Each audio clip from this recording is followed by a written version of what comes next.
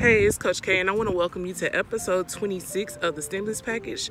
Today, we're going to be talking about God's promptings. When it comes to God's promptings, it's hard for us to say yes because we feel like we're missing out on something, especially when you're focusing on other people and focusing on other things. I had to learn a lot about God's promptings when I became an entrepreneur because I'm not moving on my own merit. I'm moving on whatever God tells me to do. I don't ever want to do anything that's not within God's will because I want His grace and I want His direction in everything that I do. His grace pushes us. His grace gives us the strength that we need to push through even when we have nothing left in the tank. And I honestly don't want to be doing anything that's not of God because, I mean, doing it on my own is not an option.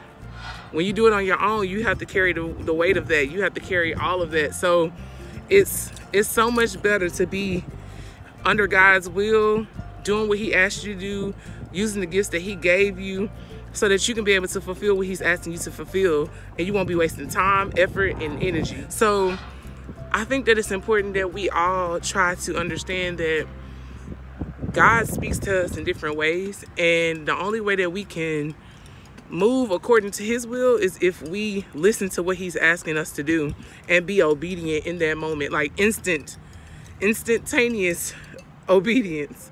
I think that we struggle with that because we always want to know the why or how we're going to do certain things, but honestly, nothing is predictable. And at this point, I think 2020 has proven to us all that all of our little plans can be crushed in 2 seconds. I think that you have to listen to God's promptings and make yourself available to receive whatever the lesson is He wants to give you, whatever the information is He's trying to give you. But ultimately, the goal is to become so in tune with God that we don't even have to question it.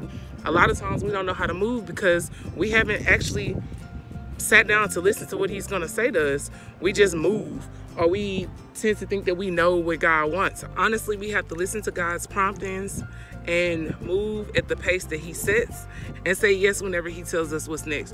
At the end of the day, His will is always going to prevail. So I pray that everyone will start to do that. I pray that y'all have a great week and that you stay encouraged throughout all of this stuff. And just be faithful to what He's asking you to do.